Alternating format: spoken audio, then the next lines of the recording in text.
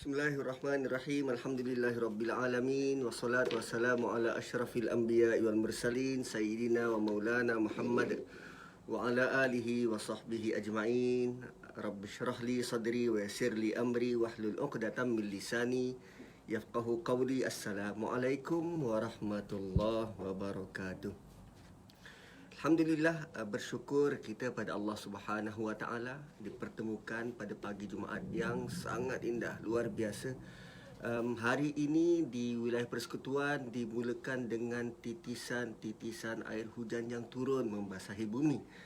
Dan suasana sangat aman, damai dan tenteram.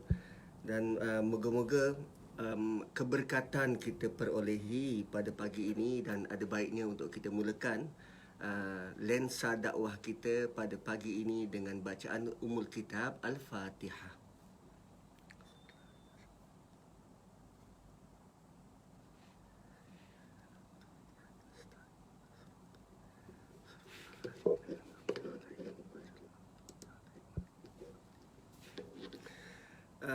Tuan-tuan dan puan-puan, apa khabar?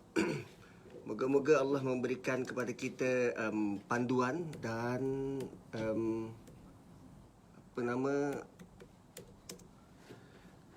panduan dan hidayahnya, bimbingan kepada kita sepanjang hari ini. Dan pagi ini kami nak berkongsi atas tajuk Tuhan mahu berbicara denganku. Tuhan mahu berbicara denganku. Dan tajuk ini saya pilih berdasarkan sebuah buku yang saya baru beli dalam minggu lepas. Seorang penulis baru, saudari Ayat Ibrahim, menulis Tuhan mahu berbicara denganku. Dan basically beliau mengolah tentang bagaimana pemahaman beliau terhadap suratul Fatihah. So kalau nak cari, boleh cari dekat Shopee. Tajuk buku Tuhan mahu berbicara denganku. Cumanya apa yang menarik adalah judul ini saya ambil daripada kalam Luqmanul Hakim. Bicaranya adalah jika kau ingin berbicara dengan Allah, maka bangun dan dirikanlah solat. Akan tetapi saat engkau ingin mendengar Allah berbicara denganmu, maka bacalah Quran. So, tajuk yang dipilih Tuhan mau berbicara denganku. Hari ini saya nak berkongsi kepada tuan-tuan dan puan-puan tentang ayat-ayat yang menjadi panduan kepada kita, yang kita baca secara konsisten mingguan. Dan rupanya ada pelbagai sudut pandang hanya daripada surah yang sama. Dan kali ini saya nak bawakan kepada tuan-tuan dan puan-puan bagaimana surah ini dia membawa 3 manfaat utama kepada kita. Pertama, surah ini membetulkan atau meluruskan akidah kita. Yang kedua, dia realign balik ataupun dia susun balik bagaimana cara kita berfikir. Bagaimana cara kita berfikir dan bertindak, terutamanya dalam mendahulukan ataupun meletakkan mana lebih utama, meletakkan prioriti. Dan yang ketiga, surah ini memberikan kepada kita kacamata memandang sesuatu berdasarkan nilai yang Allah letak. Menariknya, perkara yang ketiga ni beberapa kali Allah ulang dalam surah-surah yang lain, terutamanya dalam surah, ada 4 surah adik-beradik. Surah Az-Zalzalah, surah Al-Qari'ah, surah Al-Adiyat dan surah At-Takatsur. Dalam surah-surah ini Allah meletakkan suatu perbandingan yang sangat menakjubkan, iaitu kita kadang melihat gunung itu berat, tetapi sampai satu waktu nanti Allah akan jadikan gunung itu seringan seumpama kita melihat kapas berterbangan. Which is nilai berat yang kita lihat sebenarnya di sisi Allah tiada nilai pun, tiada nilai berat. Dan kadang nilai yang kita letak di dunia ini, contoh sekeping kertas um, diploma atau ijazah kita. Itu nilai yang manusia letak. Tetapi dengan sekeping kertas itu, dia tidak membawa apa-apa nilai yang signifikan bila kita berdiri depan Allah tanpa takwa. Tengok, bezanya nilai yang Allah letak dalam Quran yang sepatutnya kita buru dengan kita meletakkan nilai benda tu berharga atau tidak. Sedangkan sijil kita ataupun apapun pencapaian kita itu hanya di atas sekeping kertas. Yang lebih bernilai daripada itu adalah apa pencapaian kita, apa takwa kita, bagaimana cara kita handle diri kita berhadapan dengan orang ramai, berhubung dengan Allah Subhanahu Wa Taala. Saya berusaha untuk tidak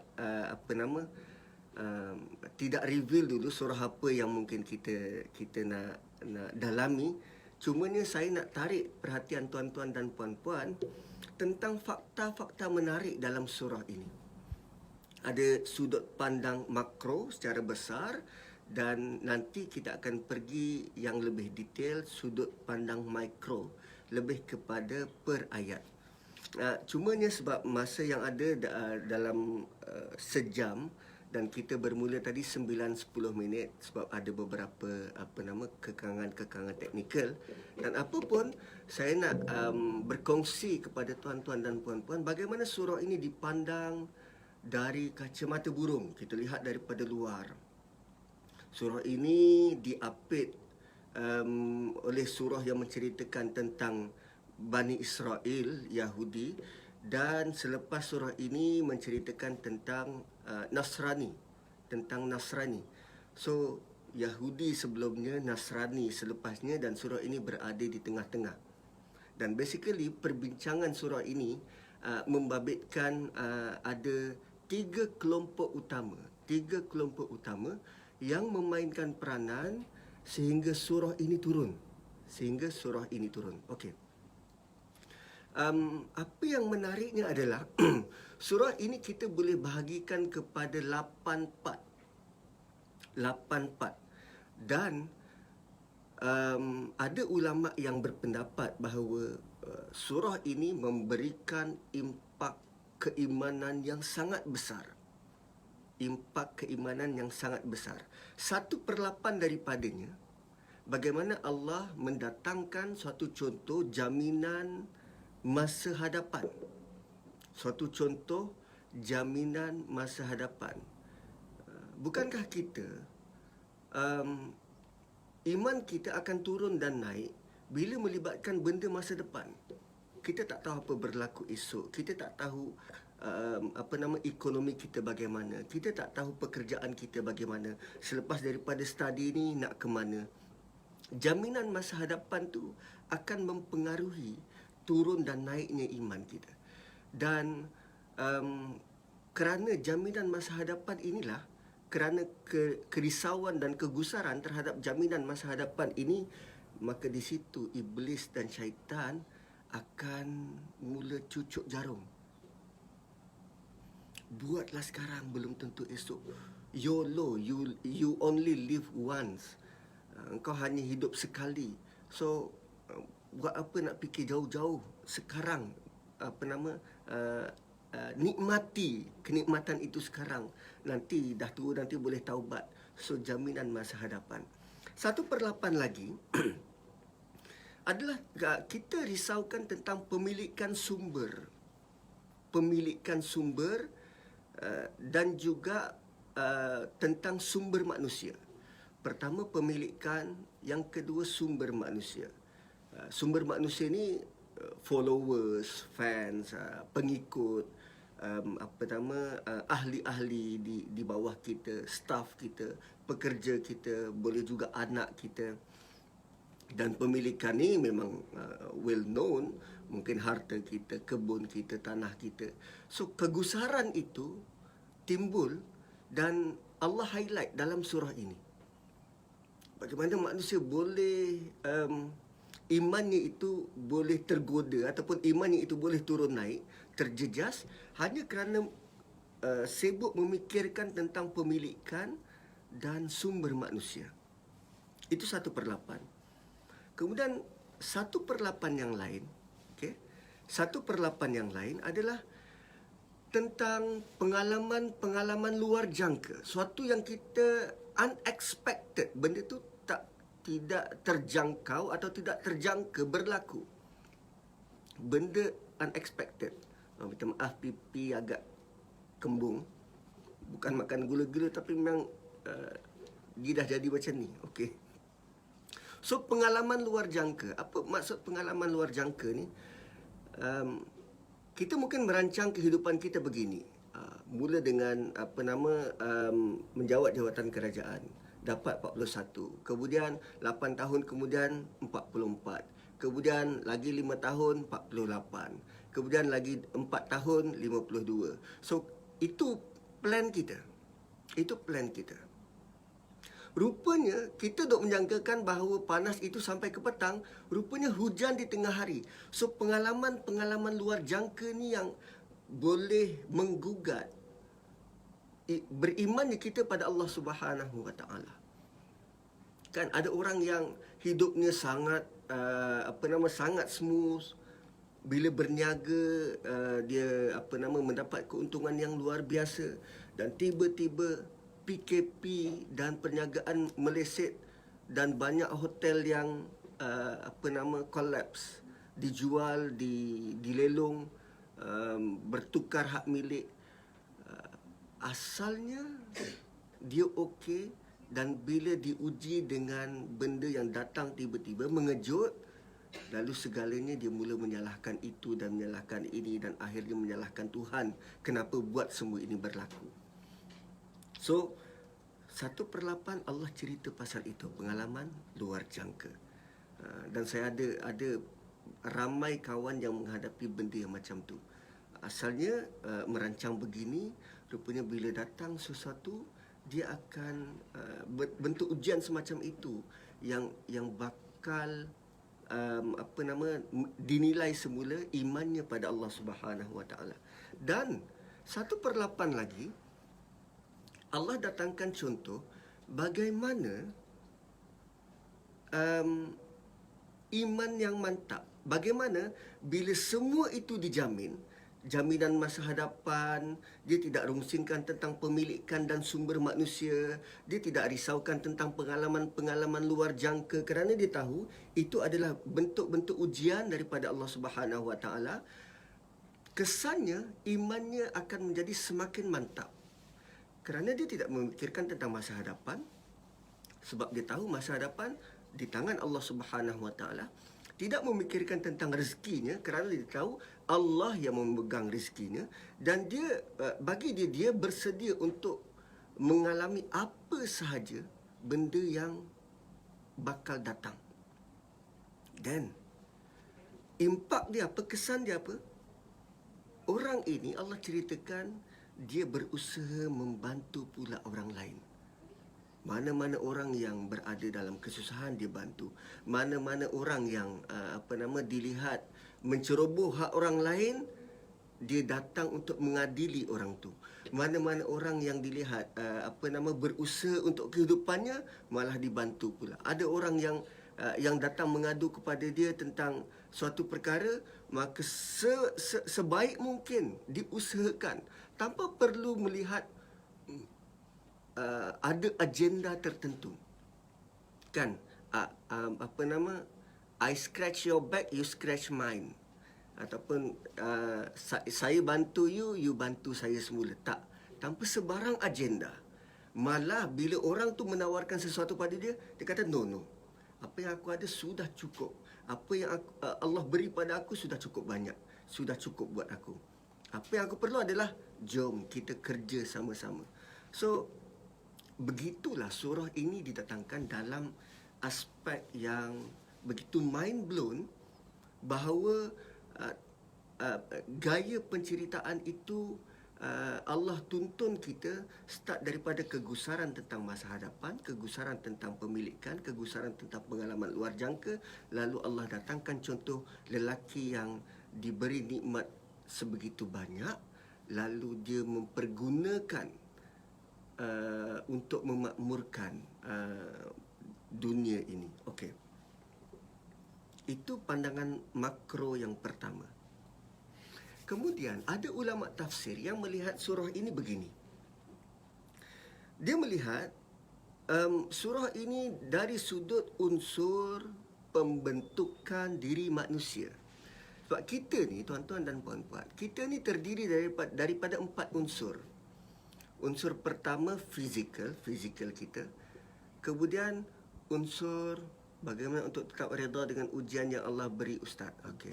Kejap lagi saya cuba untuk jawab.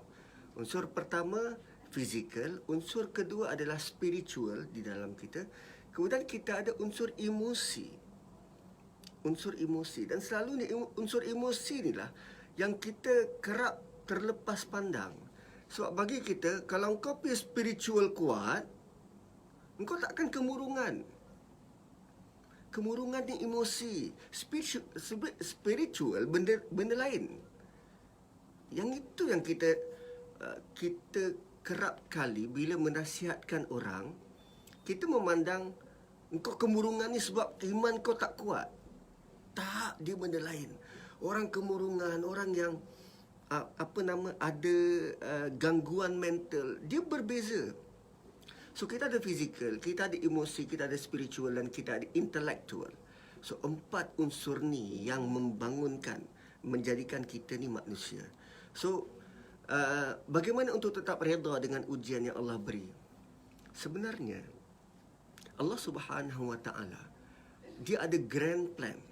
Dia ada plan yang sangat besar yang kita tak akan tercapai kalau kita tidak dipandu oleh Allah. Kita tidak akan dapat melihat grand plan Allah itu kecuali kalau kita dipandu oleh Allah Subhanahu Wa Taala. Dan menariknya, dalam surah ini Allah datangkan satu contoh bagaimana orang ini berjalan, dan dalam perjalanan dia mendapat banyak pengalaman-pengalaman luar jangka yang ada ulama kata ini adalah secebis daripada bila Allah membuka tirai ilmu. So, ilmu yang kita ada ni ilmu yang kita nampak. So, benda yang berlaku di belakang itu, yang berada di bawah pengetahuan Allah Subhanahu Wa Taala, lebih besar dan lebih menakjubkan. So, antara lain, perkara pertama yang kita perlu sedar adalah Allah sangat sayang kita. Allah sangat sayang kita. So, untuk kita kekal redha adalah kita berfikir begini. Allah sayang aku. Takkanlah Allah nak menetapkan suatu yang tak elok untuk aku. So, bila didatangkan ujian begini, sebenarnya elok untuk aku ni. Cuma aku belum faham. Aku belum nampak dan aku belum sedar. So, sampai waktunya nanti, bila waktunya, sampai kita mati nanti, barulah akan terangkat semua hijab dan kita realize, oh begini, dan ini tujuan dan punca Allah beri aku ujian selama ini. Cuba lihat Firaun. Berapa sukar dia untuk mengekang dakwah Musa. Firaun berhadapan dengan dakwah Nabi Musa, berhadapan dengan apa yang Nabi Musa ada, ditunjuk 2 mukjizat depan mata, ular dan tangan yang putih. Selepas daripada itu ada 9 lagi bukti, darah, katak, kemudian ada kutu, angin taufan. Ada 9 lagi bukti lain, dan Firaun sangat tertekan sehingga akhirnya membuat keputusan, kita bunuhlah Musa.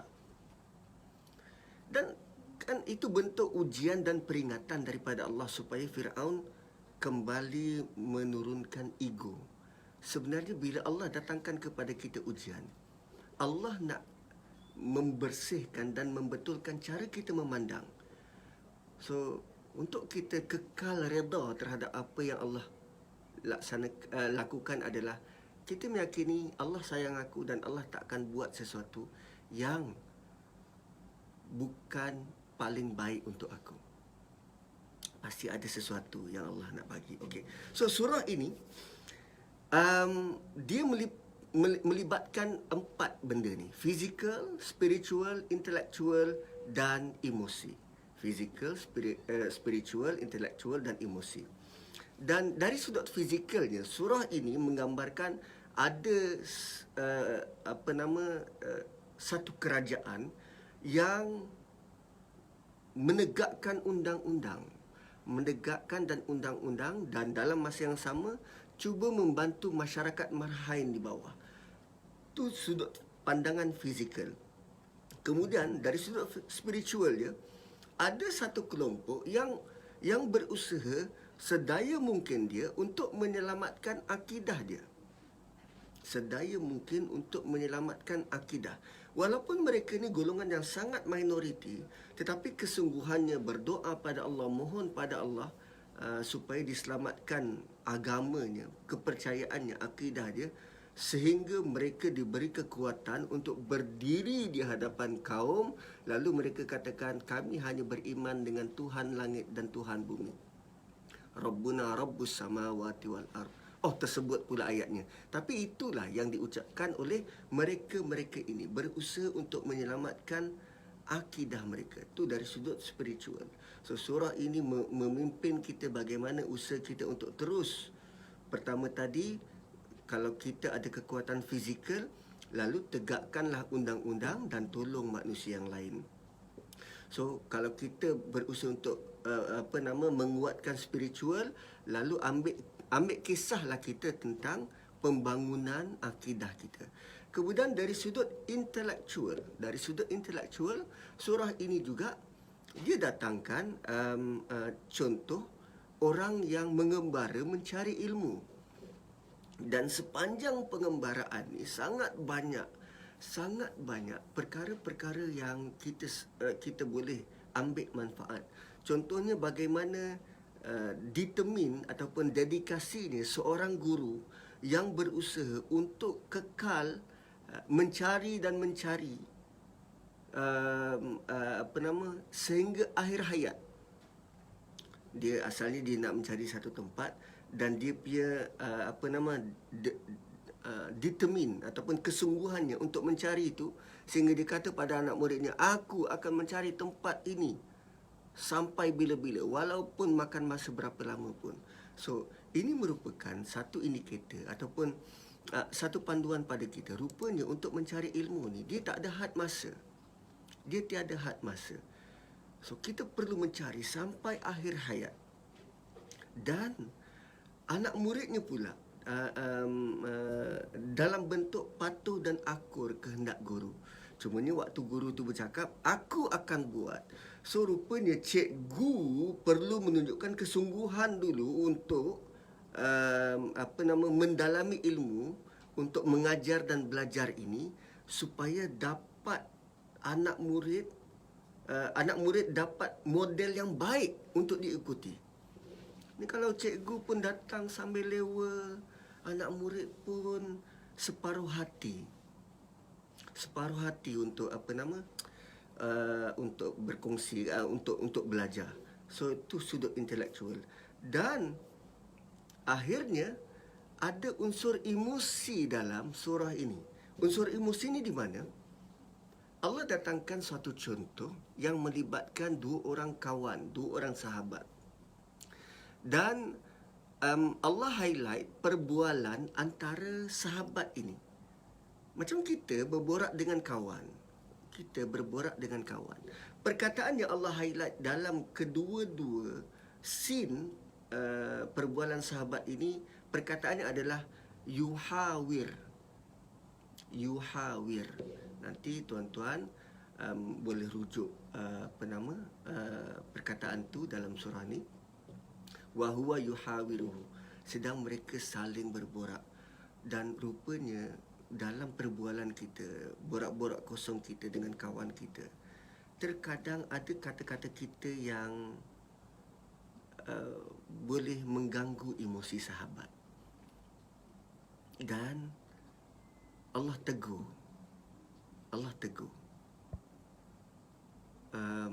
sebab biasanya, lazimnya kita melihat dari sudut kacamata yang lain.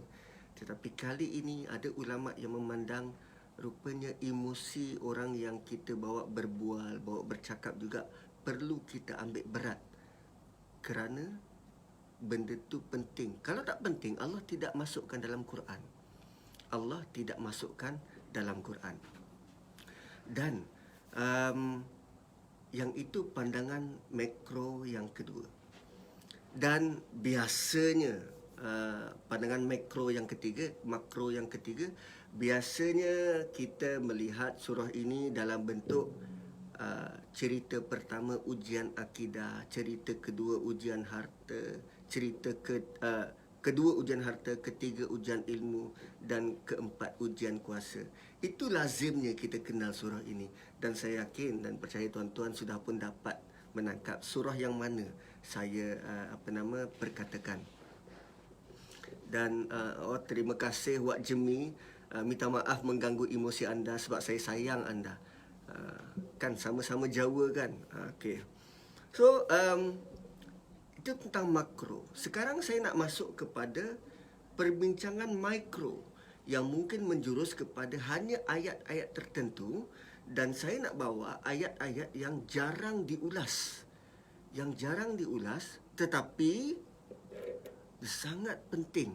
Sebenarnya setiap ayat Quran ni penting. Cuma terkadang kita suka melihat apa yang kita nak tengok je. Kita suka melihat apa yang kita nak tengok aja. Rupanya benda-benda yang lain yang Allah datangkan, setiap satu itu mempunyai benefit, manfaat yang cukup berbeza, yang cukup bernilai. Okey, antaranya ada 4 poin yang saya rasa poin ini sangat power, yang berkait dengan Tuhan mahu berbicara denganku. Sebab saya bawa begini ni supaya kita rasa wow, ini level bila Allah berbicara dengan kita. Ini level bila Allah berbicara dengan kita. Okey. Ayat ini menceritakan tentang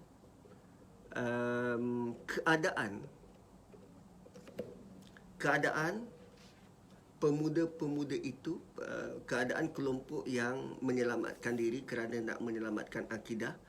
Lalu sewaktu mereka tidur, Allah ceritakan tentang apa yang berlaku di luar. Apa yang berlaku di luar. Kalau kita tulis novel, kalau kita baca novel,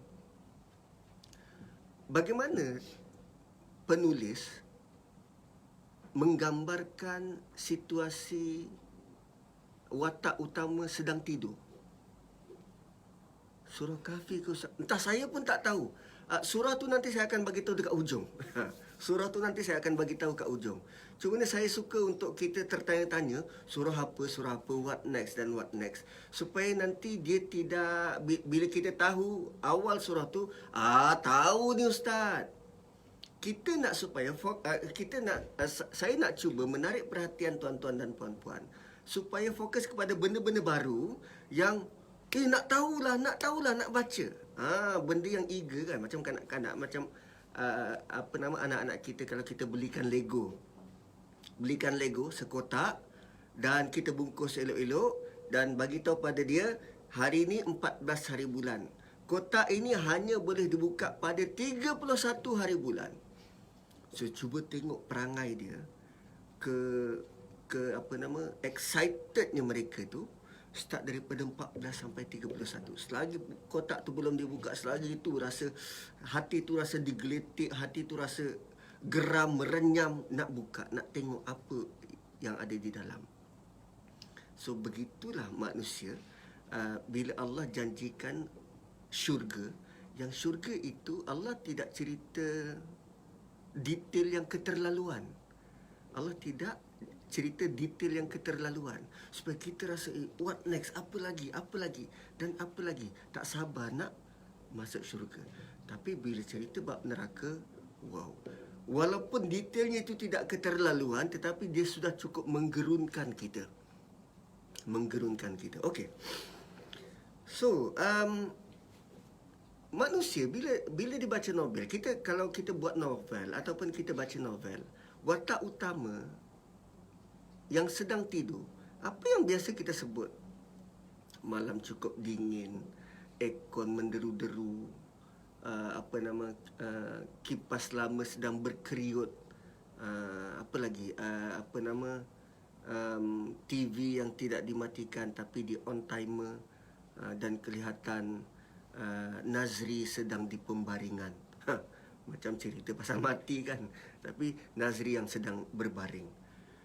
Begitu juga cara Allah cerita tentang orang yang sedang tidur. Tetapi Allah tidak cerita dia. Allah cerita apa yang berlaku dekat keliling. Apa yang berlaku dekat keliling. Dan ayat yang saya nak tuju adalah ayat 18. So, dua ayat sebelum itu, ayat 16 dan 17, bagaimana Allah cerita tentang apa yang berlaku dekat alam. Alam ini bagaimana bentuknya. Dan bila orang ni tidur, Allah ada sebut tentang satu fakta yang kita tidak pernah terfikir Allah sebut itu. Sebab contoh ini adalah contoh sejarah, dan sejarah itu sejarah yang realiti, sejarah sebenar, dan Allah datangkan fakta. Tadi kita cerita pasal novel, dan sekarang kalau kita cerita pasal sejarah, kalau kita cerita tentang sejarah, ada beberapa aspek yang biasanya penulis-penulis sejarah akan sentuh dan akan sebut. Pertama, tahun dan tarikh. Yang kedua, nama orang. Dan nama orang, nama ni dia boleh jadi nama orang, nama tempat, nama kerajaan, nama empire, nama raja waktu itu. Sebab bila sebut nama raja, dan orang boleh gambarkan, okey, ini dinasti mana, tamadun mana, tahun mana. Sejarah. Dan apa perkara-perkara besar dan penting, mungkin sumbangan ataupun jasa, itu basically modus operandi ataupun cara kita bercerita tentang sejarah. Tetapi kali ini, surah ini yang ceritakan tentang sejarah, Allah datangkan fakta yang berbeza, luar biasa.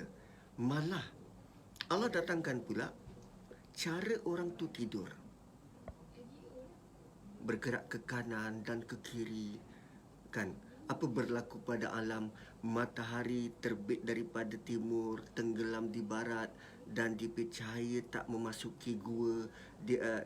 Yang Allah highlight pula, bayang-bayangnya itu melengkung, dan udara dalam gua tu sangat kondusif.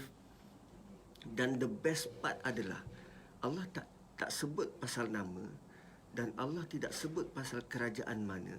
Allah tidak sebut pun nama raja waktu itu. Sebab tidak penting. Apa yang lebih penting adalah Allah sebut ada satu ekor anjing yang sedang meletakkan tangan di hadapan. Kalau kita tulis sejarah, perlu tulis nama anjing. Tapi Allah sebut anjing, which is anjing lebih penting daripada raja yang nak merosakkan mereka ini.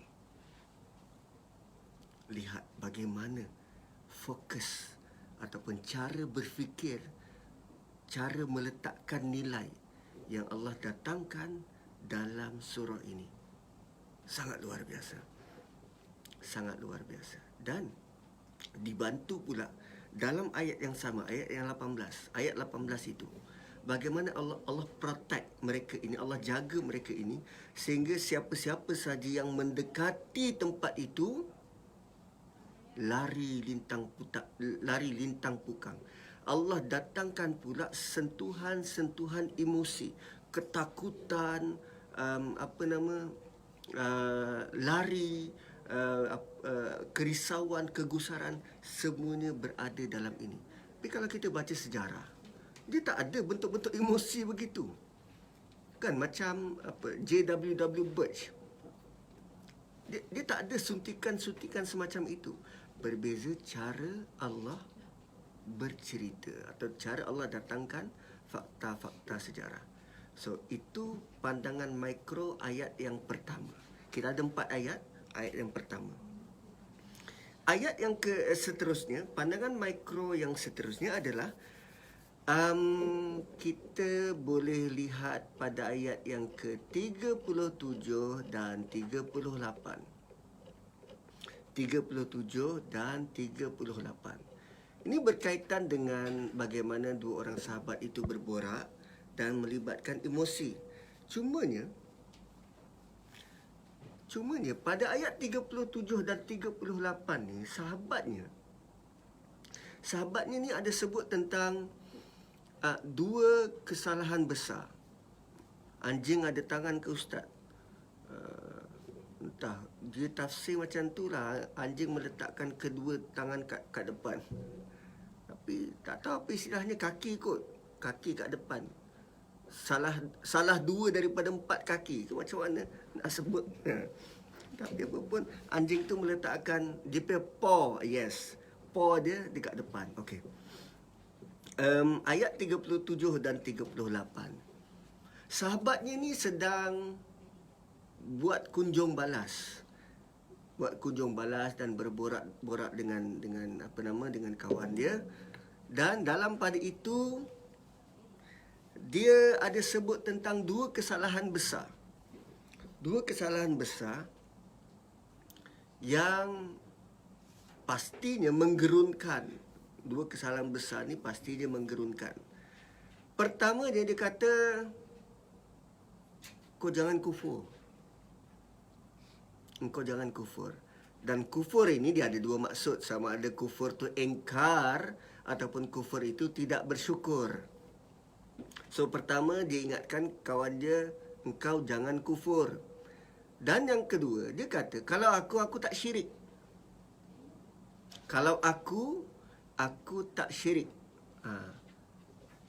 Sebab ayat 37 dia kata akafarta. Ayat 38 dia kata wala usyriku. Kau jangan kufur, dan kalau aku tak akan buat syirik. Problemnya adalah bila kita baca cerita itu,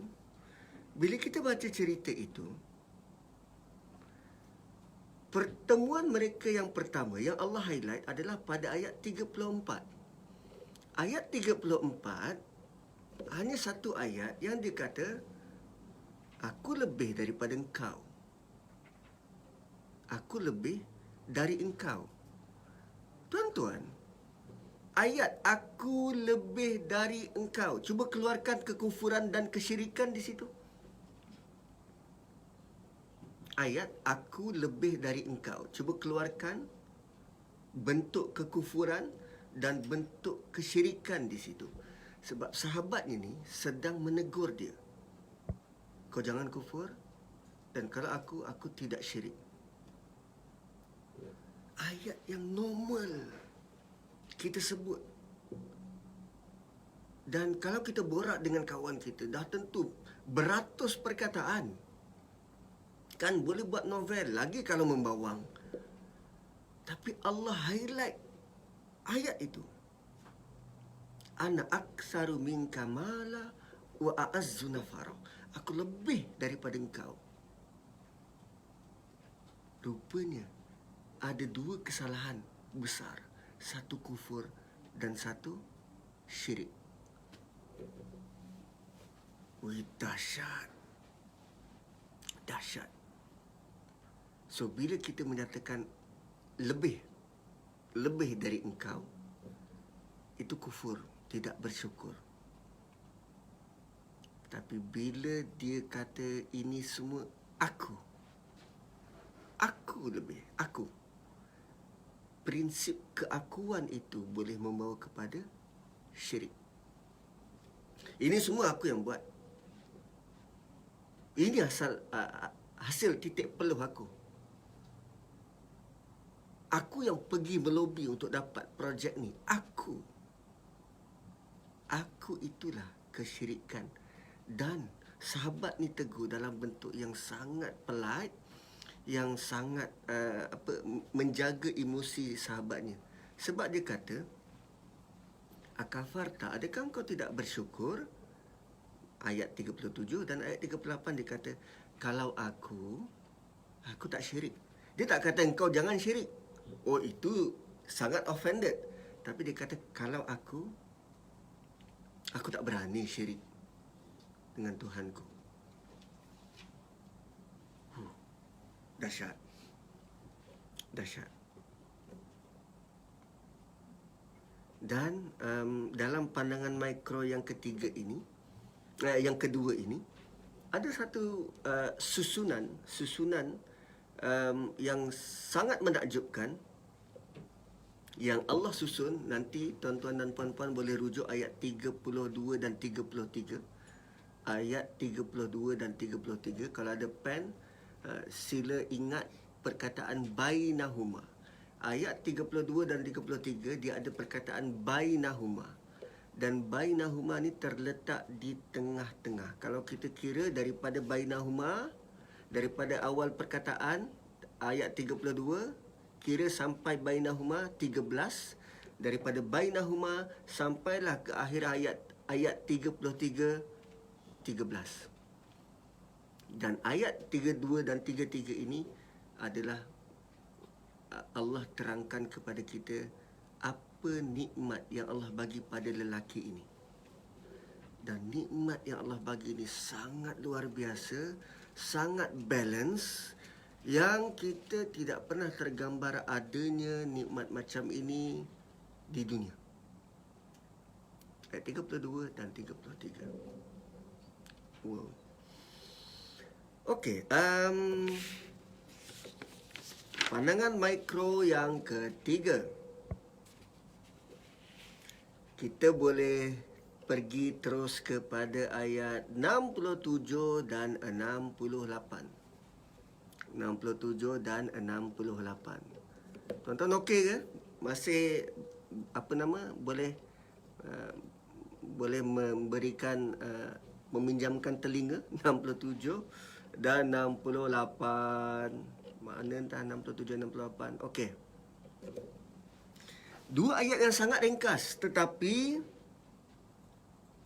dia sangat deep. Dua ayat yang sangat ringkas, 67 dan 68. 67 dia kata, engkau tak boleh bersabar dengan aku. Engkau takkan boleh bersabar dengan aku. Dan ayat 68, hai Abang Zul. Ayat 68, macam mana kau boleh bersabar benda yang kau tak tahu? Macam mana kau boleh bersabar benda yang kau tak ada pengalaman? Kan tadi kita sebut tentang pengalaman luar jangka ini akan memberikan impak dan kesan kepada perkembangan pertumbuhan iman kita. So, ayat 67 dan 68 ni adalah komen guru kepada anak murid. Rupanya, bila kita belajar, seorang pelajar bukan sahaja perlu belajar bersungguh-sungguh untuk memahami, menghafal ataupun mengulang kaji pelajaran. Tetapi seorang pelajar juga dia perlu bersedia, terutamanya dari aspek kesabaran terhadap perangai guru. Ada cikgu yang sangat lenient, sangat baik, dan ada cikgu yang strict. Ada cikgu yang panggil anak murid dia monyet. Itu biasa. Itu bahasa yang level dia berborak. Ada cikgu yang kalau kita tak buat kerja rumah, that's it. Engkau tak buat, then kau rugilah. Tak ada ambil apa-apa tindakan. Dan saya dulu berapa kali puas naik atas meja, junjung kerusi, beratur dekat luar kelas. So, untuk menuntut ilmu ini, dia ada cabaran. Cabaran pertama, cabaran untuk memahami ilmu. Cabaran kedua adalah perangai cikgu. So, ayat 67 adalah sebut tentang perangai cikgu. innaka lan tastati'a ma'iya sabra. Kita boleh bersabar dengan kawan, tapi bila dia level cikgu, level guru, dan dia ada perangai dia sendiri, ayat ni kata lan tastati'a, kau tak akan sekali-kali boleh bersabar dengan perangai aku. Sebab tu kadang ada anak murid yang terkandas, tak dapat meneruskan pengajian dan pembelajaran hanya kerana dia tak puas hati dengan cikgu dia. Kita mungkin boleh dapat ilmu, tapi sudut keberkatan itu, berkat itu beza. Dan ada murid yang terus iktizal hanya kerana tak berpuas hati atau tak sependapat dengan pendapat cikgu. Lalu jadilah satu golongan yang disebut sebagai Mu'tazilah. Dahsyat. Dahsyat. So, ayat ini bagi saya sangat deep. Bagi saya sangat deep. Itu ayat pertama, 67. Ayat kedua, 68. Dia sebut, bagaimana kau boleh bersabar terhadap benda yang kau tak tahu? Mana mungkin kau boleh bersabar kalau benda tu kau tak tahu? Ataupun kau tak boleh grab. Bukan grab kereta tu, tak. Bukan grab ngaji. Engkau tak boleh nak memahami sepenuhnya.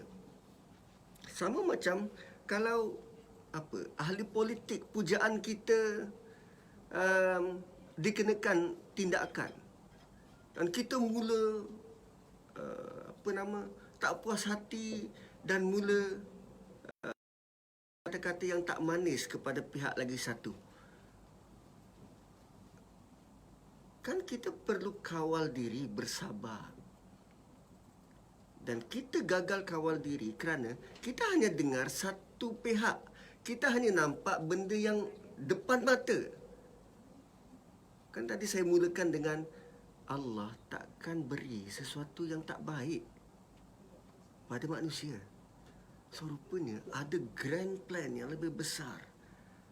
Benda yang di sebalik tabir itu yang membawa manfaat yang sangat besar. Kaifa tasbir ala ma lam tuhid bihi khubra. Tersebut pula di ayat.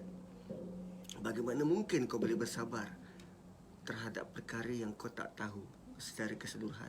So, rupanya ayat ini memberikan kepada kita satu panduan, cara berfikir, sudut pandang. Apa yang lebih utama adalah dapatkan sebanyak mungkin maklumat tanpa bias. Dapatkan sebanyak mungkin maklumat tanpa bias supaya kita boleh buat analisa, pertimbangan sebelum kita keluarkan jump to the conclusion, sebelum kita keluarkan pemahaman kita. Dan ayat ini sebenarnya menyokong terhadap ayat dalam surah Hujurat, in ja'akum fasiqun binaba'in fatabayyanu. Tabayyun itu bentuk macam mana? Dapatkan dulu maklumat sebanyak mungkin tanpa bias, sebab engkau takkan boleh bersabar. Bila engkau dah dapat maklumat, dapat tengok daripada pelbagai dimensi, dan kau akan keluarkan satu kesimpulan, satu keputusan yang kau tak akan menyesal sampai bila-bila. Ini bentuk pedagogi yang luar biasa yang Allah datangkan untuk kita. Cara nak bersabar. Sebab lelaki yang mencari ini, lelaki yang menjadi anak murid ini, kesalahan pertama dia sehingga menyebabkan dia melarikan diri daripada pihak berkuasa adalah kerana dia membuat tindakan terbulu-bulu. Membuat tindakan terburu-buru. Hanya kerana ada kawan dia minta tolong, lalu dia pergi bertindak tanpa memahami situasi, tanpa bertanya dulu kenapa dan bagaimana. Dia bertindak hanya kerana permintaan satu pihak dan melihat penganiayaan satu pihak yang lain. kaifa tasbiru ala ma lam tuhit bihi khubra. So dua ayat ni dua ayat yang sangat deep. Hanya kerana sabar. Oh, rupanya sabar boleh dilihat dari pelbagai sudut. Bukan hanya sabar menahan marah, sabar kerana aku ditimpa begini. Bukan hanya itu. Tetapi perancangan kita, step by step kita, konsistensi kita, itu semua sabar. Plan kita. If you fail to plan, you plan to fail. Itulah sabar. Wow. Dahsyat tak? Surah ni dahsyat. Dan saya nak bawakan satu pendapat, satu pandangan daripada Abu Hayyan Al-Gharnati. Abu Hayyan Al-Gharnati dikenali sebagai Ibnu Hayyan, yang wafat pada tahun 1344 Hijrah. Dan baginda mengeluarkan tafsir Bahrul Muhit.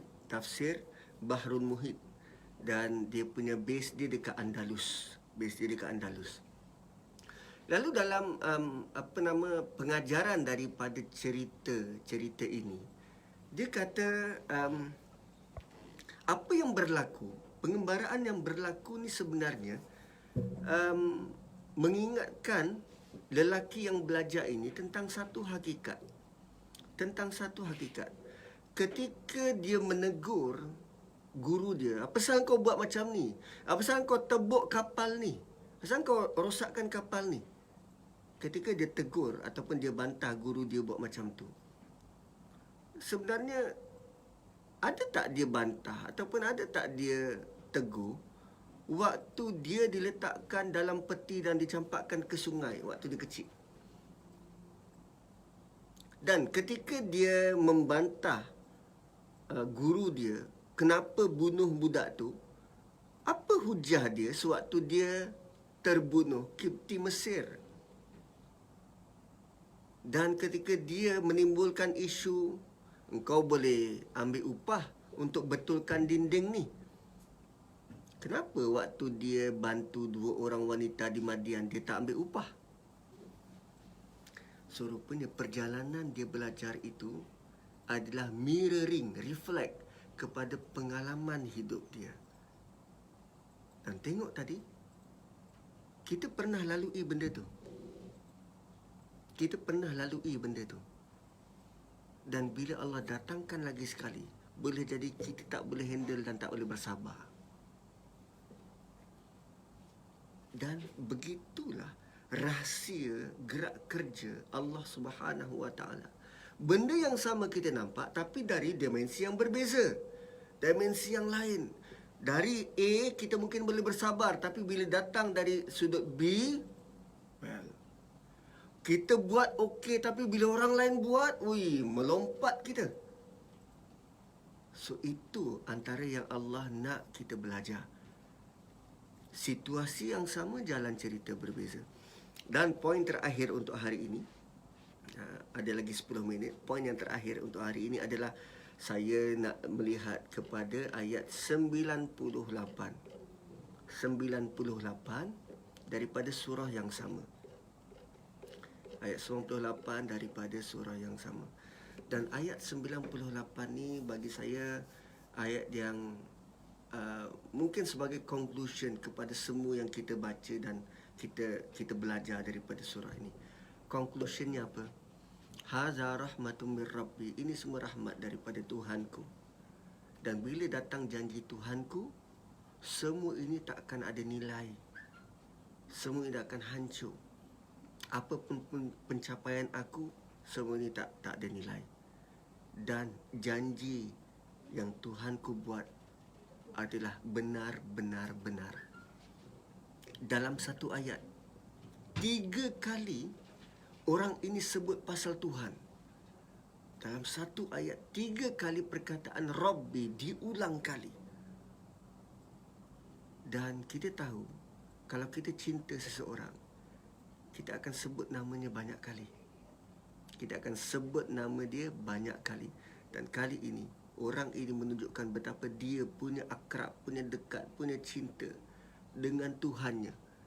Haza rahmatum mir rabbi fa idza jaa wa'du rabbi ja'alahu dakka wa kana wa'du rabbi So tuan-tuan dan puan-puan, kesimpulannya adalah Allah sudah pun reveal, bentangkan kepada kita satu surah yang disunatkan untuk baca setiap Jumaat.